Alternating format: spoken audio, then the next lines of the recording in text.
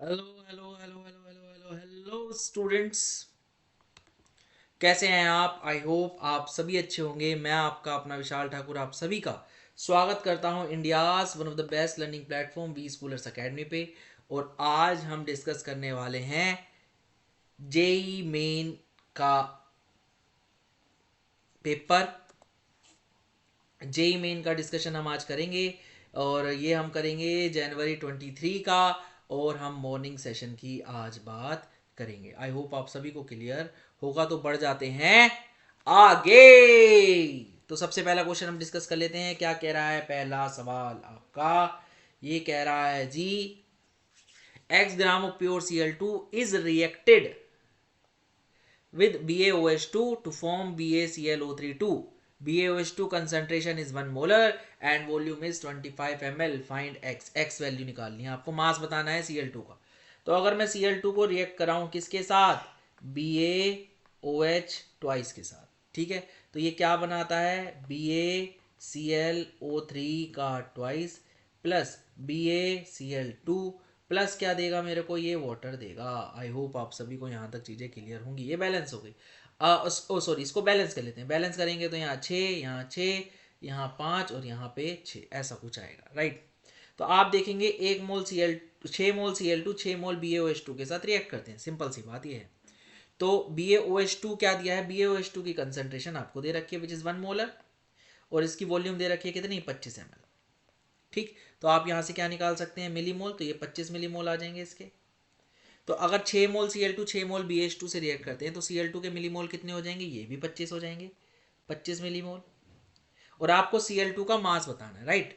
तो अगर इसके मिलीमोल आ गए तो मैं इसके मोल निकाल लेता हूं पहले। मोल कितने हो जाएंगे मेरे? हो जाएंगे 25 × 10⁻³ मोल। राइट। और अगर इतने मोल आ गए तो मास निकालने के लिए मुझे Cl2 के मास से मल्टीप्लाई करना पड़ेगा। तो 25 × 10⁻³ ये आ जाएगा, इतना ग्राम आ जाएगा। इसको आप सोल्व करोगे तो ये आ जाएगा 1.775 ग्राम। और अप्रोक्सीमेटली कितना आ जाएगा? 2। तो कितना आंसर देना पड़ेगा मुझे? नियरेस्ट आंसर आ जाएगा आपका 02। आई होप आप सभी को क्लियर हो गया होगा। बढ़ जाते हैं आगे अगले सवाल की तरफ। अगला सवाल आपका क्या कह रहा है? Match list 1 with list 2। दो आपको लिस्ट 1 लिस्ट 2 दे रखा है। अगला सवाल ये है, लिस्ट 1 आपका है जिसमें आपको टेस्ट दे रखे हैं। लिस्ट 2 आपका है जिसमें आपको स्पेसिफिक कैरेक्टरिस्टिक्स उस टेस्ट का दे रखा है, या तो कलर दे रखा है या फिर उसका नाम दे रखा है।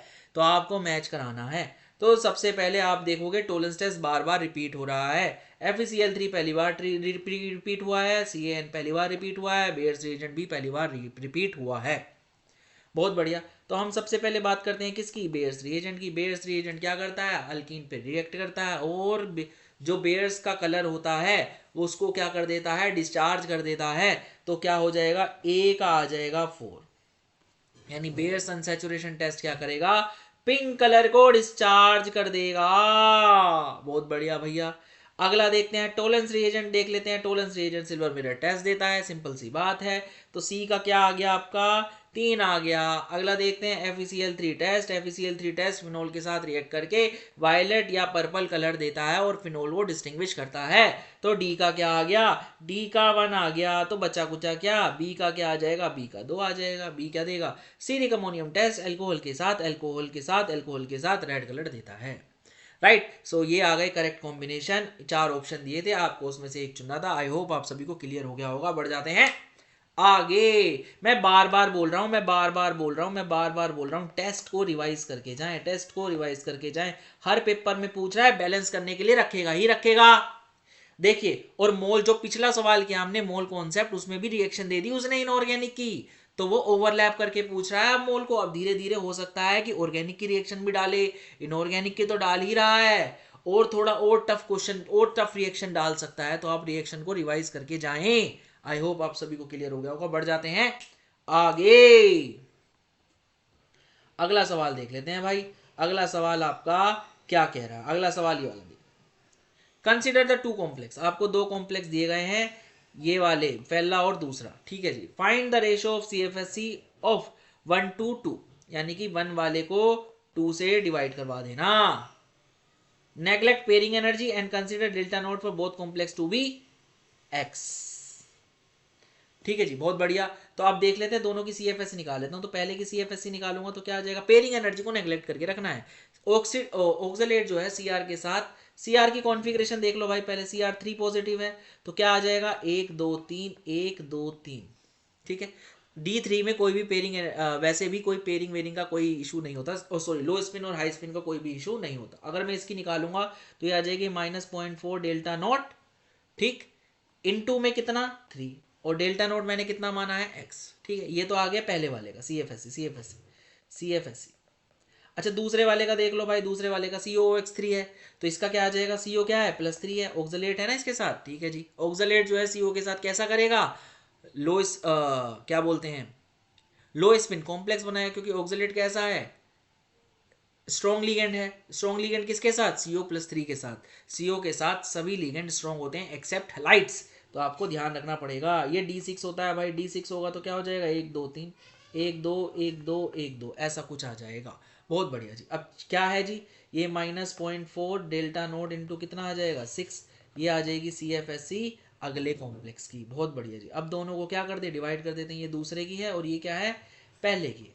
अब जो डेल्टा नोड है उसको क्या मान रखा है हमने, x मान रखा है, तो दोनों क्या कर जाएंगे, कट जाएंगे। तो आपको क्या करना पड़ेगा, डिवाइड करना है, पहले को दूसरे से डिवाइड करूंगा तो कितना आ जाएगा जी, आपका पहले वाले का आ रहा है -0.4 डेल्टा नोड इंटू 3, और फिर आ रहा है -0.4 डेल्टा नोड इंटू 6, तो ये आ रहा है 1/2। आई होप आप सभी को क्लियर हो गया होगा। So the correct answer to this question is option 2। You have to mark option 2 as the correct answer to get full marks. बढ़ जाते हैं आगे।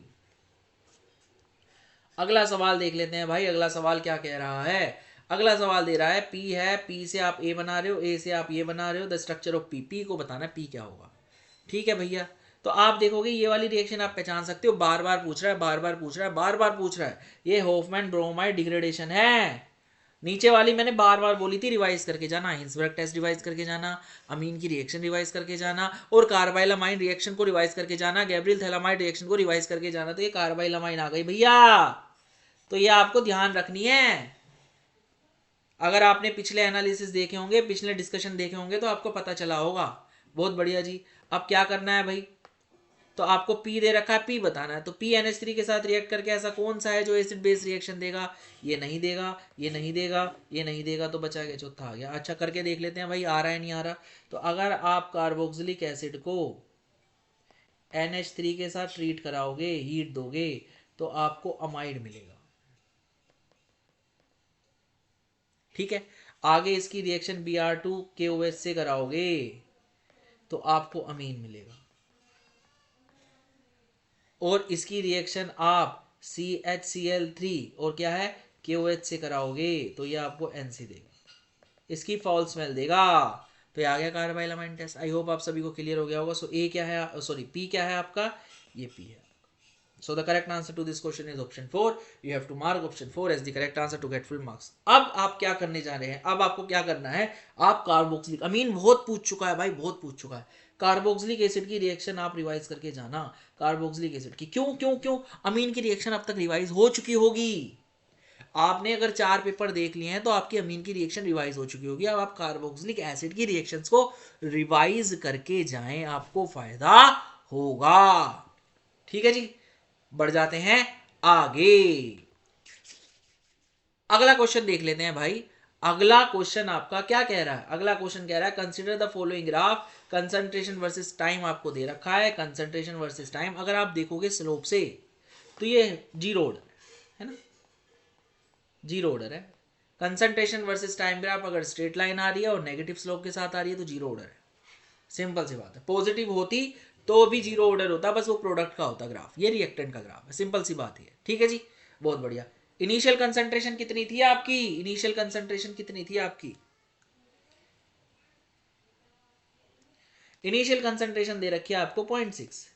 अब आप देखोगे 0.6 से 0.5 कितने में हो गया, ये आ गया आपका 200 सेकंड में, है ना, सिंपल सी बात है। तो ये 200 सेकंड में हो गया। ठीक, तो 0.5 से अच्छा, जो जीरो ऑर्डर में यूनिटरी मेथड लगता है, तो 0.5 से 0.4 कितने में हो जाएगा, 0.5 से 0.4 हो जाएगा अगेन 200 सेकंड में, और 0.4 से 0.3 कितने में हो जाएगा, वो भी 200 सेकंड में। तो आपका 0.6 से 0.3 में कितना टाइम लग गया, 600 सेकंड लग गया। तो आपको हाफ लाइफ ही बतानी थी। आधा हो गया कितने में, 600 सेकंड में, तो हाफ लाइफ कितनी आ गई, 600 सेकंड। आई होप आप सभी को क्लियर हो गया होगा। बढ़ जाते हैं आगे। अच्छा, जीरो ऑर्डर आया है, तो फर्स्ट ऑर्डर को अच्छे से रिवाइज करके जाना भाई, फर्स्ट ऑर्डर को अच्छे से रिवाइज करके जाना।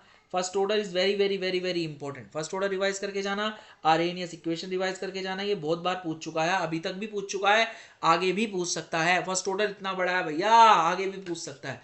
और एक और चीज ध्यान में रख के जाना, मैकेनिज्म से आपको ऑर्डर निकालना आना चाहिए। मैकेनिज्म आपको दे देगा स्लो फास्ट, उससे आप क्या निकालना, रेट लो, रेट लो से ऑर्डर, ये आपसे पूछ सकता है, इसको भी आप करके जाना। बढ़ जाते हैं आगे।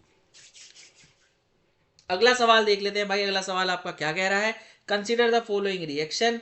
आपको बताना है एक्स और वाई। एक्स और वाई की स्ट्रक्चर दे रखी थी ऑप्शंस में, आपको एक्स और वाई बताना है क्या होगा।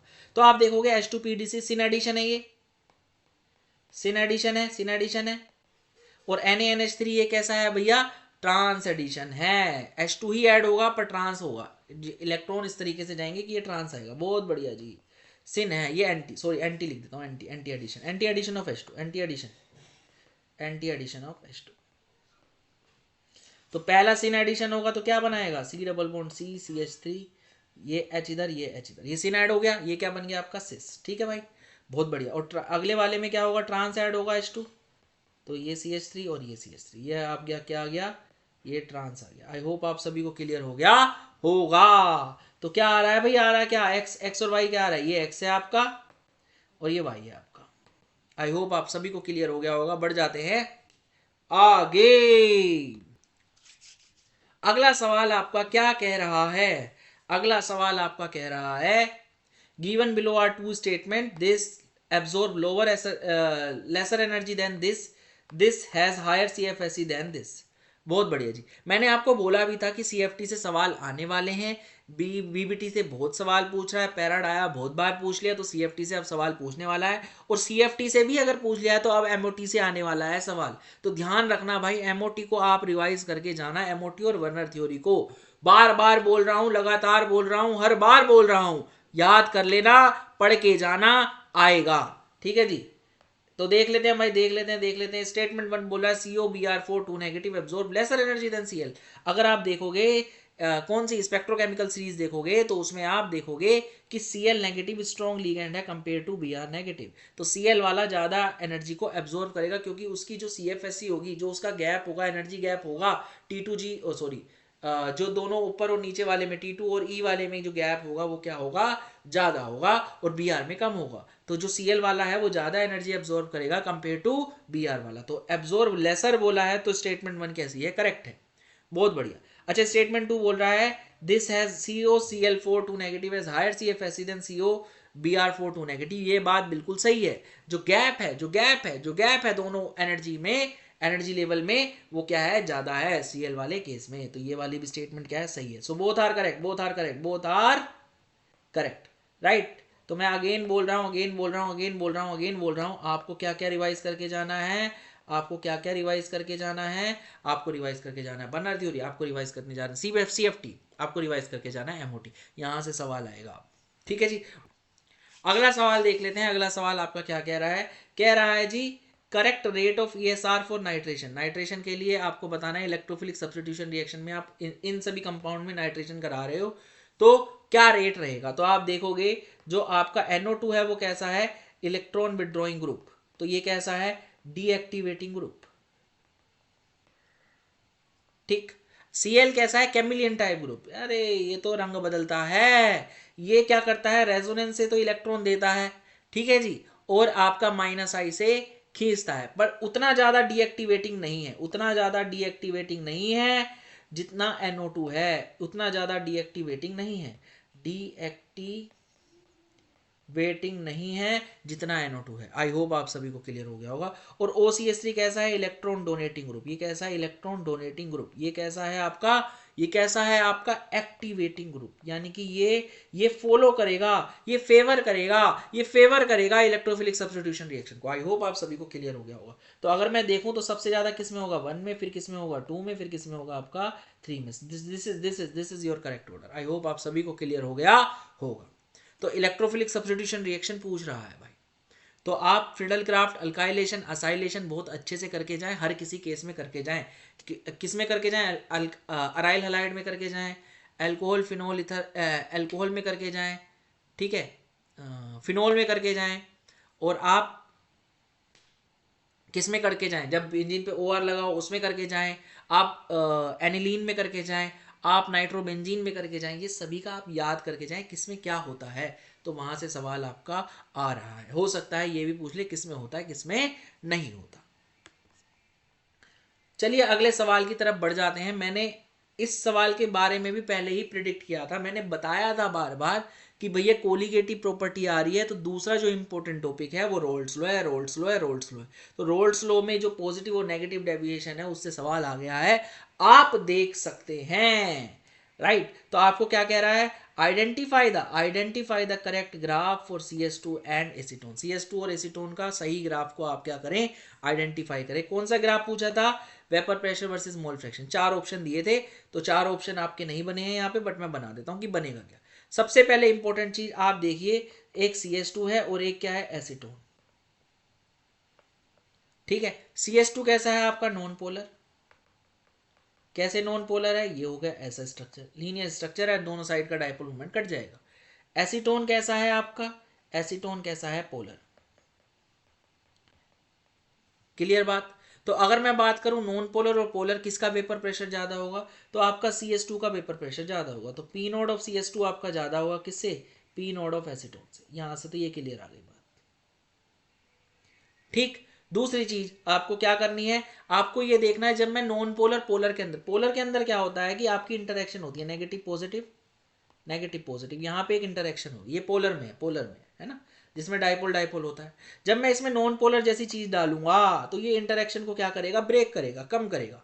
तो यानी कि आपकी जो पहले से जो बॉन्डिंग पड़ी थी उसको क्या कर रहा है? डिक्रीज कर रहा है। बॉन्ड स्ट्रेंथ को क्या कर रहा है? डिक्रीज कर रहा है, ऐसा कह सकता हूं मैं। तो आपका वेपर प्रेशर क्या करेगा? इंक्रीज करेगा। तो कैसा डेविएशन शो करेगा? पॉजिटिव डेविएशन शो करेगा, जिसमें CS2 का वेपर प्रेशर ज्यादा होगा, एसीटोन का कम होगा। बहुत बढ़िया। तो अब मैं ग्राफ बना देता हूँ भाई। यहाँ पे वेपर प्रेशर ले लिया, यहाँ पे मैंने मोल फ्रैक्शन ले लिया, यहाँ पे मैंने क्या ले लिया? CS2 ले लिया, यहाँ पे मैंने एसीटोन ले लिया। और मुझे पता है CS2 का ज्यादा है, एसीटोन का कम है। यही है ना, यही है ना। तो ये हो गया आपका क्या? ये दोनों आपका मैच करा दो। पहले रोल्स लॉ से ग्राफ बना दो भाई, रोल्स लॉ से, रोल्स लॉ से, रोल्स लॉ से। ये बना, ठीक है, ये बना, ये बना। अब आपको क्या बनाना है? पॉजिटिव, क्योंकि पॉजिटिव डेविएशन शो कर रहा है ना, दोनों मिलके क्या कर रहे हैं? Positive deviation. तो ये बनेगा आपका,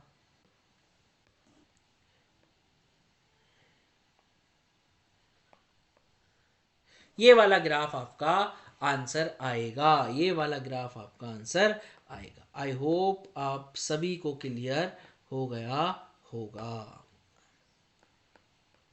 ठीक है, राइट। तो बढ़ जाते हैं आगे। रोल्स लॉ को अच्छे से रिवाइज करके जाएं, क्योंकि पॉजिटिव और नेगेटिव डेविएशन की तरफ बढ़ा है। तो अगला सवाल हो सकता है एजियोट्रोप से आ सकता है, एजियोट्रोप आपसे पूछ सकता है। हेनरी लॉ पूछ चुका है, रोल्स लॉ पूछ चुका है, कोलिगेटिव प्रॉपर्टी पूछ चुका है, तो रोल्स लॉ और पॉजिटिव नेगेटिव डेविएशन पूछ चुका है। तो बचा क्या? एजियोट्रोप ही तो बचा। एजियोट्रोप से आएगा अगला सवाल, तो आपको एजियोट्रोप रिवाइज करके जाने हैं। चलिए अगले सवाल को देख लेते हैं। अगला सवाल आपका क्या कह रहा है? ये कह रहा है भाई, which of the following undergoes nitration at fastest rate. किसमें नाइट्रेशन जो है सबसे ज्यादा फास्ट होगा? किस केस में नाइट्रेशन जो है सबसे ज्यादा फास्ट होगा? 4 ऑप्शन दिए, C6H5NO2, C6H5CH3, C6H5COH, C6H5Br। तो अगर आप देखोगे तो जो नाइट्रेशन है उसमें इलेक्ट्रोफाइल ऐड होने वाला है, सब्स्टिट्यूट करने वाला है। तो इलेक्ट्रोफाइल किस पे अटैक करेगा? न्यूक्लियोफाइल बेंजीन रिंग पे अटैक करेगा। Benzene ring basically nucleo electrophile पे अटैक करेगी, और बेंजीन रिंग उस ग्रुप के साथ ज्यादा फास्ट अटैक करेगी जो इसको इलेक्ट्रॉन प्रोवाइड करेगा, जो इसके न्यूक्लियस में इलेक्ट्रॉन की टेंडेंसी को बढ़ा देगा, इलेक्ट्रॉन की डेंसिटी को बढ़ा देगा, तभी तो वो जाके इलेक्ट्रोफाइल पे अटैक करेगी। ठीक है भाई। तो अब अच्छा बताओ कौन सा जो है इलेक्ट्रॉन डोनेटिंग ग्रुप है इसमें से, तो NO2 इलेक्ट्रॉन विड्रॉइंग ग्रुप है, तो ये तो नहीं करेगा। COH इलेक्ट्रॉन विड्रॉइंग ग्रुप है, ये भी नहीं करेगा। Br इलेक्ट्रॉन विड्रॉइंग ग्रुप है, ये भी नहीं करेगा। तो हुआ कौन सा, CH3। ये क्या करता है, प्लस एस से हाइपर कॉन्जुगेशन के थ्रू बेंजीन के अंदर इलेक्ट्रॉन डेंसिटी को इंक्रीज करता है, और इलेक्ट्रॉन डेंसिटी इंक्रीज होने के बाद बेंजीन का न्यूक्लियस इलेक्ट्रोफाइल पे जल्दी से रिएक्ट करेगा। So the correct answer to this question is option 1। Right, I hope आप सभी को क्लियर हो गया होगा। तो इलेक्ट्रोफिलिक सब्स्टिट्यूशन रिएक्शन को वो बहुत ज्यादा पूछ रहा है, तो आप इलेक्ट्रोफिलिक सब्स्टिट्यूशन रिएक्शन को रिवाइज करके जाएं, हर एक ग्रुप के लिए रिवाइज करके जाएं। आई होप आप सभी को क्लियर हो गया होगा। बढ़ जाते हैं आगे। एसिडिटी और बेसिसिटी से सवाल नहीं आ रहे हैं, वो भी आप देख के जाएं, क्योंकि हो सकता है कि आगे वाले पेपर में वहां से सवाल आए, क्योंकि वो हल्का हल्का हल्का हल्का आगे पुश कर रहा है अपने आप को। ठीक है, बढ़ जाते हैं आगे।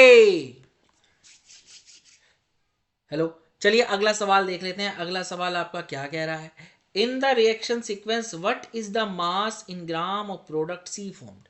इसका बताना है, इसका मास कितना बनेगा। अगर इसका मास कितना ले रखा है, 137 ग्राम। राइट, तो सबसे पहले इसके मोल निकाल लीजिए, इसके क्या निकाल लीजिए, मोल। तो आप निकालेंगे तो क्या हो जाएगा, C6H4 है, CH3 है, NO2 है। आप निकालेंगे तो ये 12 इंटू 6 प्लस 4 प्लस 15 प्लस 14, 16 दूनी 32, ये आ जाएगा। आप जोड़ लीजिए इसको, तो 72। क्या आ जाएगा भाई, इसका अगर आप मास देखेंगे तो ये 137 ही आ रहा है, 137 ग्राम ही आ रहा है। राइट, तो आपका ये कितना दे रखा है, आपका ये 1 मोल दे रखा है। राइट, बहुत बढ़िया। और अगर आप SnHCl के साथ रिड्यूस कराएंगे तो आपका ये जो कंपाउंड बी बनेगा, ये बनेगा क्या, NO2 को रिड्यूस करा देगा, किसमें, NH2 में। अब तक तो ये रिएजेंट याद होना चाहिए, 50 बार पूछ लिया उसने।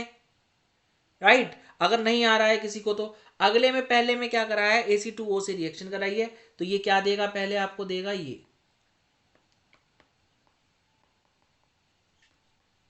NHAC, ये आपका बन जाएगा पहले। और फिर कह रहा है कि Br2Fe के साथ में क्या करा रहा हूं, इलेक्ट्रोफिलिक सब्स्टिट्यूशन रिएक्शन करा रहा हूं। तो ये लोन पेयर है इसके पास, और वहां पे क्या है, हाइपर कॉन्जुगेशन से, तो रेजोनेंस वाला ज्यादा क्या करेगा, डोमिनेट करेगा। तो इसके ऑर्थो पे आपका प्रोडक्ट बन जाएगा। तो ये बन जाएगा आपका CH3Br NH CO CH3, इसी को AC बोलते हैं जी, इसी को AC बोलते हैं। राइट, तो ये आ गया क्या, आपका C आ गया, ये C बन गया आपका। ठीक है, तो अब मैंने देखा 1 मोल से C भी कितना बनेगा, 1 मोल बनेगा अगर 100% रिएक्शन हुई तो, यानी इसका भी कितना बनेगा, 1 मोल। तो इसका मुझे मास निकालना है, सिंपल। 1 मोल लिया था, 1 मोल ये बन रहा है। तो इसका जब मैं मोलर मास निकालता हूं, तो ये मोलर मास कितना आ जाता है मेरा, ये आ जाता है 228 ग्राम। तो यानी कितना बन जाएगा मेरा सी का मास, 228 ग्राम मेरा सी का मास बनेगा। आई होप आप सभी को क्लियर हो गया होगा। बढ़ जाते हैं आगे। देखिए, मोल कॉन्सेप्ट को ऑर्गेनिक में घुसा घुसा के पूछा, इनऑर्गेनिक में घुसा घुसा के पूछा, तो अब वो ओवरलैपिंग ऑफ क्वेश्चंस पे आ चुका है। तो अब वो ओवरलैप कर करके पूछेगा, तो जिसकी कॉन्सेप्चुअल क्लैरिटी अच्छी होगी वो ज्यादा अच्छा जाएगा। समझ आ रही है बात। बढ़ जाते हैं आगे। अगला सवाल देख लेते हैं भाई। अगला सवाल आपका क्या कह रहा है, ये कह रहा है among NF3 O3 H2SO4 and HNO3 species having maximum lone pair will have bond angle। तो सबसे पहले क्या करें, हम लोन पेयर निकाल लेते हैं NF3 के। N पे एक लोन पेयर, F 1 2 3, तो एक F पे 3 लोन पेयर है, तो टोटल लोन पेयर कितने हो गए भाई, इसमें लोन पेयर हो गए 10। ठीक, बहुत बढ़िया। O3 में देख लेते हैं भाई, O3 में कितने लोन पेयर आएंगे, O3 में आएंगे आपके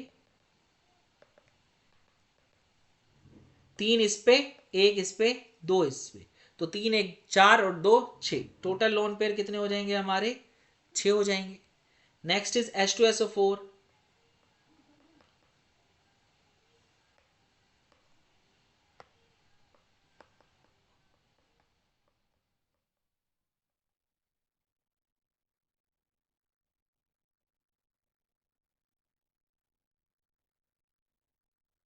H2SO4 के अगर मैं लोन पेयर की बात करूं तो 2 इस पे, 2 इस पे, 2 इस पे और 2 इस पे, तो टोटल लोन पेयर कितने हो गए इसके, 8। ठीक, और अगर मैं HNO3 के लोन पेयर की बात करूं तो HNO3 का लोन पेयर कितने हो जाएंगे,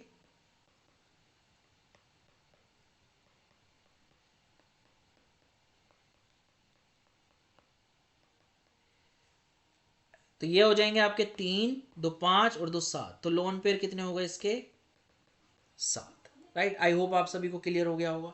तो अगर मैं देखूं सबसे ज्यादा लोन पेयर किस में आ रहे हैं, NF3 में, तो मुझे इसी का आंसर देना है, इसी के बॉन्ड एंगल की बात करनी है। राइट, तो अगर मैं देखूं तो इसकी हाइब्रिडाइजेशन है sp3, तो इसका एंगल आना चाहिए 109.28, पर क्योंकि लोन पेयर है तो 109.28 से कम आना चाहिए। आई होप आप सभी को क्लियर हो गया होगा। पर यहाँ पे एक और ट्विस्ट है, अगर मैं NH3 का देखता तो 108 से थोड़ा सा कम आ सकता था, इसका 107 आता है। पर यहाँ पे फ्लोरीन है, और फ्लोरीन क्या कर रहा है, इस नाइट्रोजन पे इलेक्ट्रॉन डेंसिटी को क्या कर रहा है, कम कर रहा है, तो 107 तो नहीं आएगा, 107 से कम आएगा, तो आंसर क्या आ जाएगा आपका 1 आ जाएगा। आई होप आप सभी को क्लियर हो गया होगा। तो एंगल कितना आ जाएगा 102 डिग्री। राइट, आई होप आप सभी को क्लियर हो गया होगा। तो वो क्या कर रहा है, दो दो चीजों को मिला मिला के पूछ रहा है, मिला मिला के पूछ रहा है। राइट, तो उसने BAC/PR से स्ट्रक्चर भी निकलवा ली, लोन पेयर भी काउंट करवा लिए, और उसके बाद अगला स्टेप क्या पूछ लिया, बॉन्ड एंगल। MOT से सवाल नहीं आया तो MOT रिवाइज करके जाएं, हाइब्रिडाइजेशन रिवाइज करके जाएं, वहां से सवाल आने के चांसेस अब बढ़ते जा रहे हैं। बढ़ जाते हैं आगे। चलिए अगला सवाल डिस्कस कर लेते हैं। अगला सवाल आपका क्या कह रहा है, the correct order of ionisation energy of Cl, S, P, Al and Si is. आपको ऑर्डर दिए थे 4, और उसमें आपको एक सही करेक्ट ऑर्डर चुना था, हम वैसे ही कर लेते हैं भाई, ठीक है जी। तो आप देखोगे लेफ्ट टू राइट जो है आयोनाइजेशन एनर्जी क्या करती है, इंक्रीज करती है। और अगर मैं आयोनाइजेशन एनर्जी की बात करूं तो आयोनाइजेशन एनर्जी इलेक्ट्रॉनिक कॉन्फ़िगरेशन पे भी डिपेंड करती है ना। और इलेक्ट्रॉनिक कॉन्फ़िगरेशन पे कैसे डिपेंड करती है भाई, P6 की सबसे ज्यादा, फिर किसकी P5 की, फिर किसकी P3 की, फिर किसकी P4 की, फिर किसकी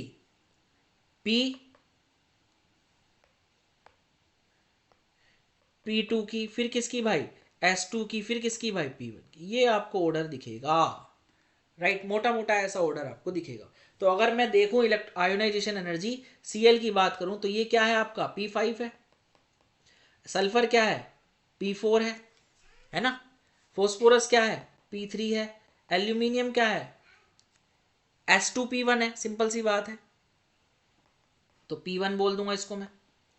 और सिलिकॉन क्या है आपका, सिलिकॉन आपका P2 है। तो अगर आप इसको अरेंज करोगे तो इसके हिसाब से आप अरेंज कर सकते हैं। तो सबसे ज्यादा किसकी आ जाएगी भाई, क्लोरीन की, फिर आ जाएगी फोस्फोरस की क्योंकि हाफ फील्ड है वो, है ना, फिर किसकी आ जाएगी भाई, फिर आ जाएगी आप यहाँ पे लिखो,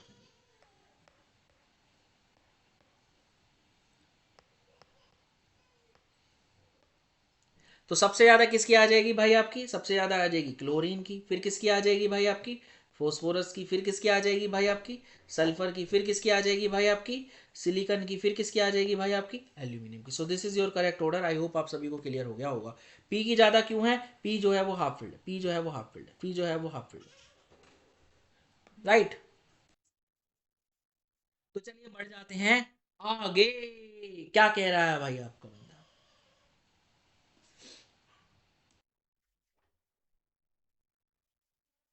चलिए अगला सवाल डिस्कस कर लेते हैं। अगला सवाल आपका क्या कह रहा है, What amount of pure HCl is required to completely neutralize 25 ml 0.1 molar BaOH2।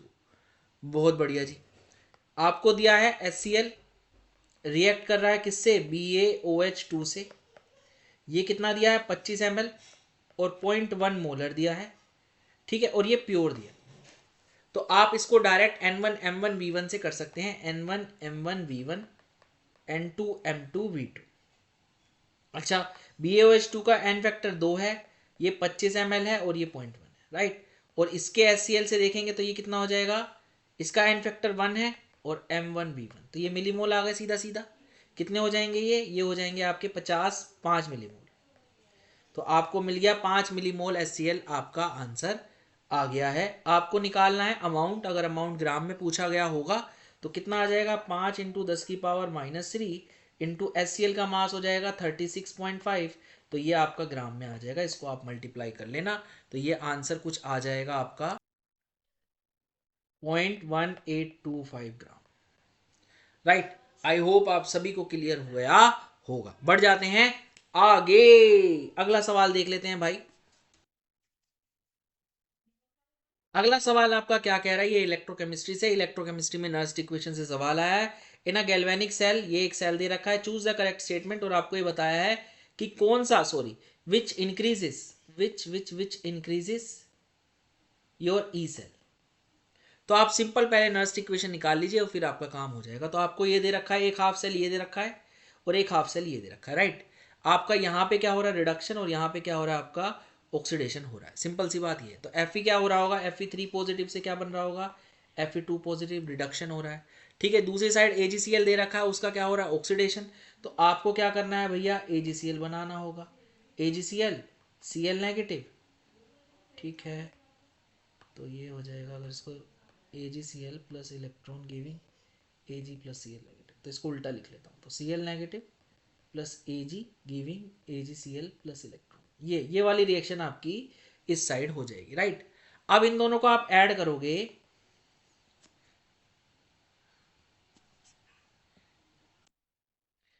इन दोनों को आप ऐड करोगे तो आपकी जो है ओवरऑल रिएक्शन निकल के आ जाएगी। ओवरऑल रिएक्शन क्या हो जाएगी आपकी, ये हो जाएगी आपकी कितनी, Fe3 पॉजिटिव से Fe2 positive plus Cl negative plus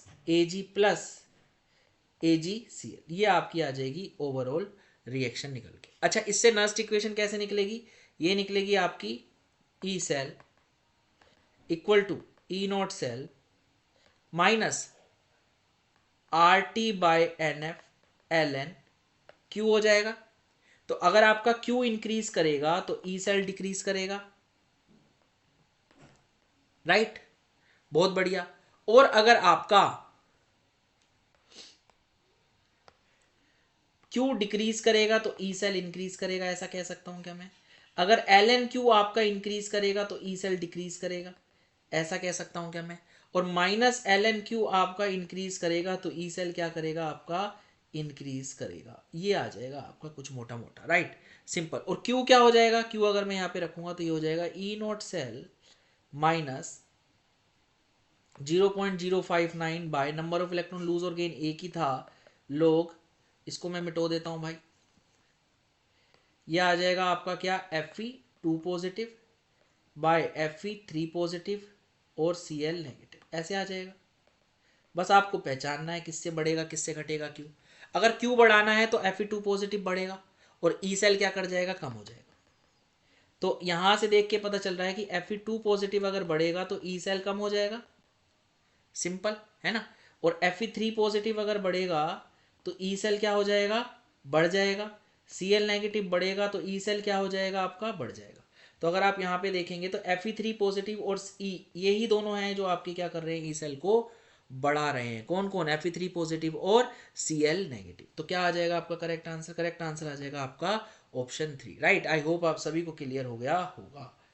तो Fe2 पॉजिटिव ये डिक्रीज करेगा, ये गलत हो गया आपका, ये डिक्रीज करेगा, ये गलत हो गया आपका, ठीक है जी। और Fe2 positive decreases, Fe3 positive increases, तो ये भी आपका गलत हो गया। So the correct answer to this question is option 3। You have to mark option 3 as the correct answer to get full marks. बढ़ जाते हैं आगे। अगला सवाल देख लेते हैं। अगला सवाल है थर्मोडायनेमिक्स से। तो थर्मोडायनेमिक्स कह रहा है for the following change H2O liquid से H2O गैस बन रहा है, 5 डिग्री सेंटीग्रेड से 100 डिग्री सेंटीग्रेड तक आप जा रहे हो, सिलेक्ट द करेक्ट आंसर। आपको बोला है Q W डेल H, इन तीनों का साइन बता दो। बहुत बढ़िया जी। तो अगर आप इस रिएक्शन को लिखोगे, इस रिएक्शन को आप लिखोगे तो ये कैसी रिएक्शन आ जाएगी आपकी, ये आ जाएगी आपकी H2O लिक्विड से पहले क्या बन रहा होगा, H2O गैस, और फिर H2O गैस बन रहा होगा। अच्छा, ये 5 डिग्री से पहले कितने पे गया होगा, 100 डिग्री पे, है ना, सिंपल यही हो रहा है। अच्छा, सो पहले H2O लिक्विड ही गया होगा और फिर लिक्विड से गैस गया होगा, 100 डिग्री पे कन्वर्जन हुआ होगा, कुछ ऐसा सा हो रहा होगा। सिंपल सी बात है भाई, बहुत बढ़िया। अच्छा, आपने टेम्परेचर बढ़ाया लिक्विड से गैस बनाने के लिए, आपने क्या दिया, हीट दी होगी, तो क्यू तो मेरा क्या हो गया, पॉजिटिव हो गया। सिंपल सी बात है, ठीक है। अगर Q पॉजिटिव हो गया तो मेरा एंथैल्पी एनसीपीडीटी टेम्परेचर बढ़ा है, एनसीपीडीटी डेल्टा एच क्या है, एनसीपीडीटी, तो टेम्परेचर बढ़ा है तो डेल्टा टी पॉजिटिव होगा, और डेल्टा टी पॉजिटिव होगा तो डेल्टा एच भी क्या होगा, मेरा पॉजिटिव होगा। सिंपल सी बात है। अच्छा, तीसरी चीज आप देखेंगे, लिक्विड से गैस बन रहा है तो वॉल्यूम क्या हो रही है, बढ़ रही है, और वॉल्यूम बढ़ रही है तो W होता है मेरा माइनस PdV। और डीवी बढ़ रहा है तो पॉजिटिव होगा, तो डब्ल्यू कैसा हो जाएगा मेरा, डब्ल्यू मेरा नेगेटिव हो जाएगा। तो अगर करेक्ट आंसर की हम बात करें तो करेक्ट आंसर क्या आएगा, क्यू मेरा आ रहा है पॉजिटिव, क्यू मेरा आ रहा है पॉजिटिव, डेल्टा एच मेरा आ रहा है पॉजिटिव और डब्ल्यू मेरा आ रहा है नेगेटिव। तो डब्ल्यू मेरा नेगेटिव कहाँ आ रहा है, पॉजिटिव नेगेटिव पॉजिटिव, ये आंसर आ जाएगा। So the correct answer to this question is option 3। You have to mark option 3 as the correct answer to get full marks. तो डब्ल्यू क्यू डेल एच पे पहुंच चुका है भाई, तो आप रिवर्सिबल, इरिवर्सिबल, आइसोथर्मल और एडियाबेटिक एक्सपेंशन और कंप्रेशन को करके जाएं, आपको फायदा होगा। इरिवर्सिबल और रिवर्सिबल के केस में वहां से सवाल आने वाला है, कार्नोट साइकिल को करके जाएं, वहां से सवाल आने वाला है। एंट्रोपी नहीं पूछी है, एंट्रोपी से सवाल भी आने वाला है। तो ये एक्सपेक्टेड पेपर, एक्सपेक्टेड टॉपिक्स हो सकते हैं आगे आने वाले पेपर्स में, राइट? क्योंकि वो धीरे धीरे धीरे धीरे देखिए थोड़ा थोड़ा थोड़ा थोड़ा चेंज कर रहा है। बढ़ जाते हैं आगे। चलिए अगला सवाल देख लेते हैं। अगला सवाल आपका क्या कह रहा है, कंसिडर द फॉलोइंग रिएक्शन। इससे आपको ए बनाया है, इससे आपने बी बनाया है। तो पहली रिएक्शन में क्या हो रहा है, SnHCl पॉजिटिव से रिएक्शन हो रहा है और दूसरी में O3ZnH2 से बी बन रहा है। ठीक है, फिर कह रहा है A and B are mixed and treated with dilute base to give mixture of product, choose the correct product. आपको इन चारों में सही प्रोडक्ट चुनना है। ठीक, बहुत बढ़िया। तो आप देखेंगे पहले ए और बी बना लेते हैं। अगर मैं ए बनाऊंगा तो ये क्या कर रहा है, SnHCl पॉजिटिव से आपको अल्डिहाइड दे रहा है, राइट?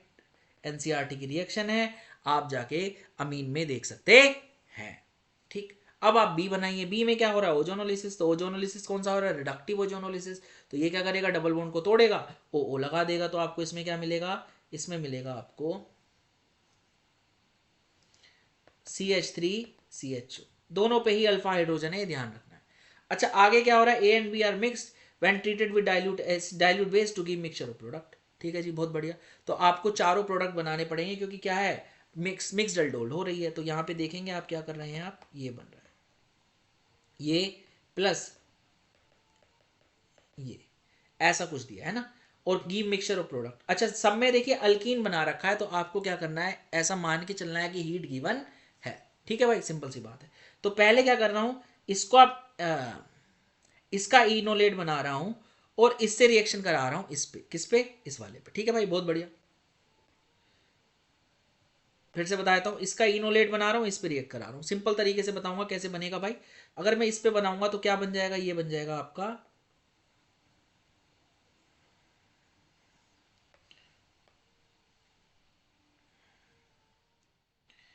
इसका इनोलेट बनाया तो इसके एच इस पे जाएंगे और ये फिर निकल जाएगा, तो यहाँ पे आ जाएगा ना। ठीक है, तो ये बन जाएगा मेरा क्या, CHO, इसका बन जाएगा। ये बना मेरा CH2, यहाँ पे आया मेरा डबल बॉन्ड, तो एक और एक और हाइड्रोजन मेरी चली जाएगी। ठीक है भाई, ठीक है, एक H, और यहाँ पे आ जाएगा मेरा C, ये आ जाएगा C डबल बॉन्ड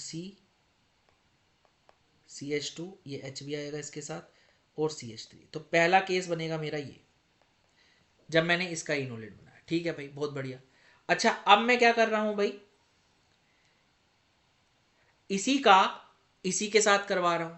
ठीक है, तो क्या बन जाएगा मेरा, ये बना देगा 4 कार्बन का प्रोडक्ट। ठीक है, 2 कार्बन इसी में है और 2 इसी का, इसी से ही करा रहा हूं, सिंपल सी बात है। तो अल्डोल कराऊंगा इसका, तो क्या बन जाएगा मेरा, ये बना देगा मेरा क्या, CHO, CH double bond CH3। तो ये बन जाएगा मेरा इससे। ठीक, अब मैं क्या कर रहा हूं, इसका इनोलेट बना के इससे रिएक्ट करा रहा हूं, तो मेरा क्या बन जाएगा प्रोडक्ट, ये दूसरा बना। अब ये तीसरा बना रहा हूं मैं, ये बनाऊंगा मैं क्या,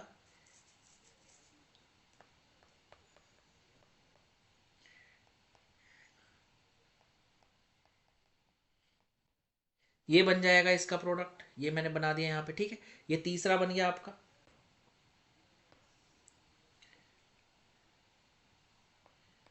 ठीक, अब मैं इसी पे ट्रीट कराऊंगा। ठीक है, तो क्या बन जाएगा मेरा, चौथा प्रोडक्ट बन जाएगा, और वो क्या बन जाएगा आपका,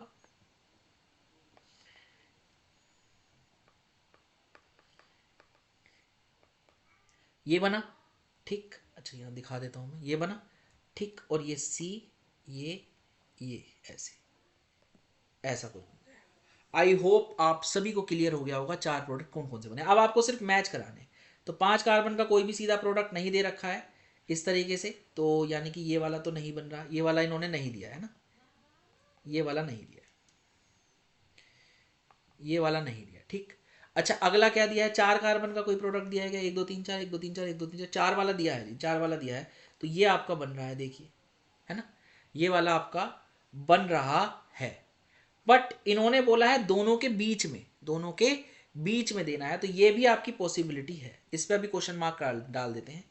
अच्छा ये वाला किस में बन रहा होगा, ये दोनों के बीच में बन रहा है ना, तो ये वाला बनाना है, तो ये वाला अगर बनाएंगे तो आपका क्या बन जाएगा, CHO, ठीक है, 1 2 3 4, और दूसरे पे क्या है, मिथाइल लगा हुआ है, तो 1 2, तो ये आपका प्रोडक्ट आ गया, राइट। आई होप आप सभी को क्लियर हो गया होगा। अल्डिहाइड से काउंट किए हैं, दूसरे पे आ रहा है, so the correct answer to this question is option 4। You have to mark option 4 as the correct answer to get full marks. आपका ऑप्शन 4 जो है वो बन रहा है। अच्छा और कोई भी देख लेते हैं, और कोई बन रहा है क्या, ये वाला तो आपका नहीं बन रहा था भाई, ये वाला आपका नहीं बना है, इन्होंने नहीं दिया है, ठीक है, ये वाला इन्होंने दिया है, ठीक है।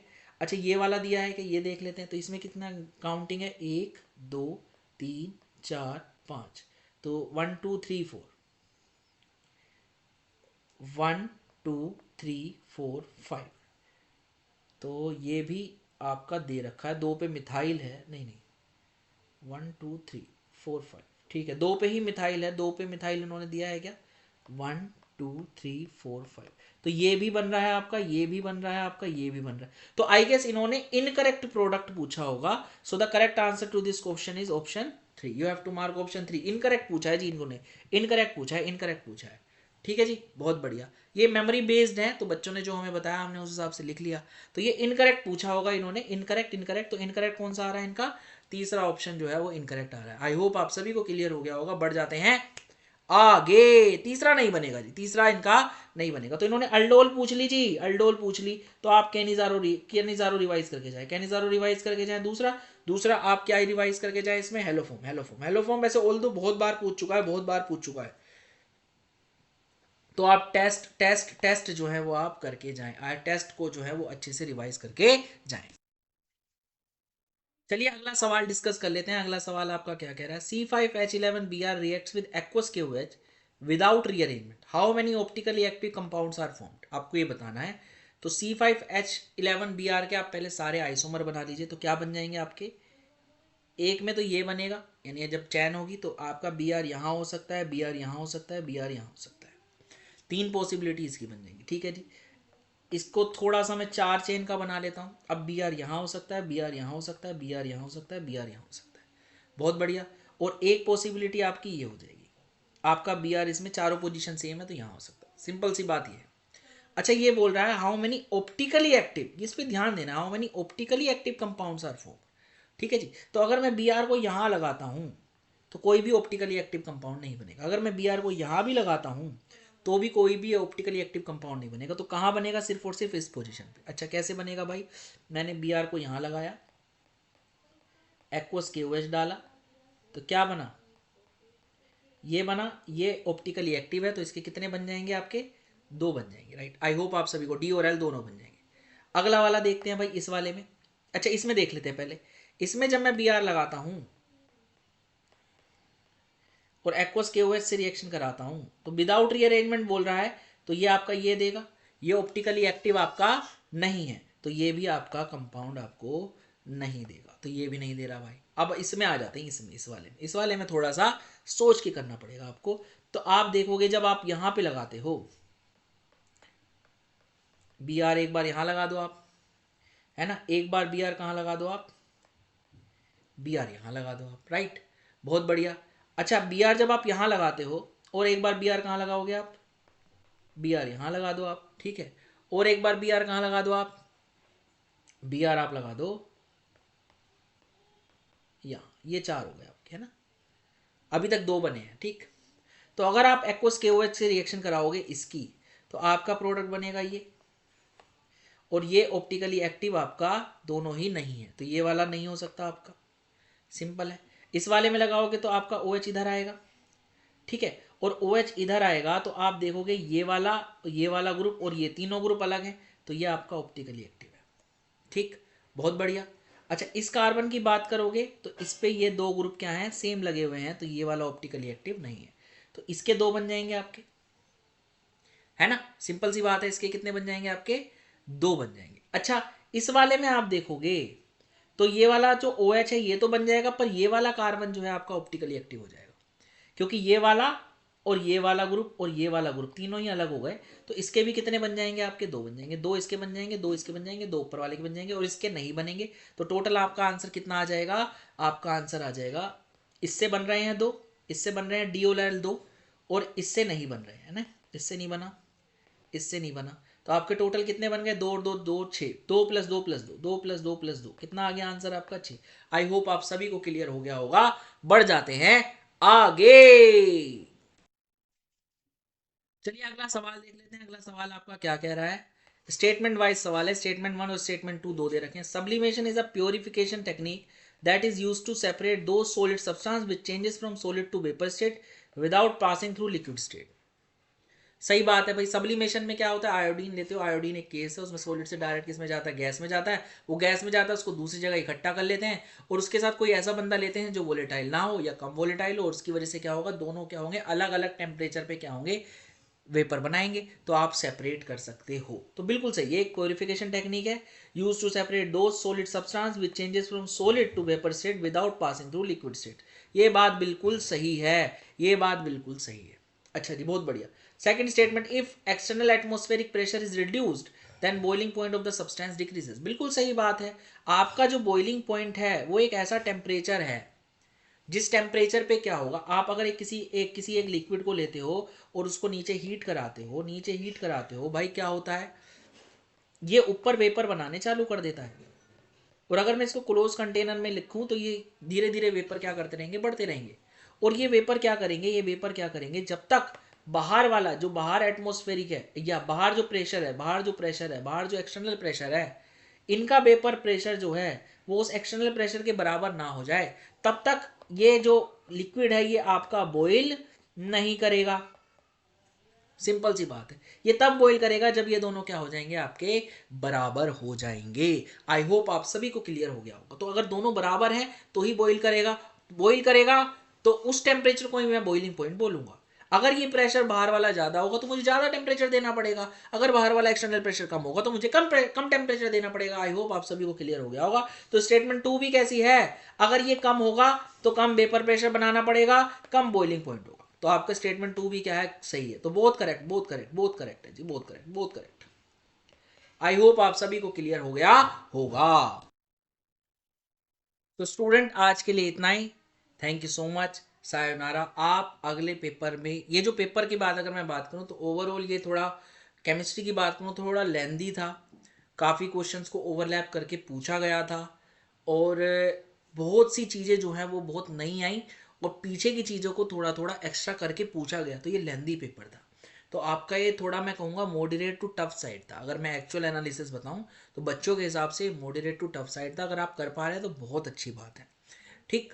तो और दूसरी बात, अगर मैं इस पेपर की बताऊँ तो इस पेपर में हर तरह का सवाल है, और प्रिडिक्ट करना थोड़ा सा कहूँ तो वो मुश्किल साइड है, बट स्टिल आप कर सकते हैं, अगर अलग अलग जो जितना पूछा गया है उससे थोड़ा थोड़ा एक्स्ट्रा करके जाएं तो आपको फ़ायदा होगा। तो आज के लिए इतना ही, thank you so much, sayonara. अगले पेपर के लिए आपके लिए ऑल द बेस्ट।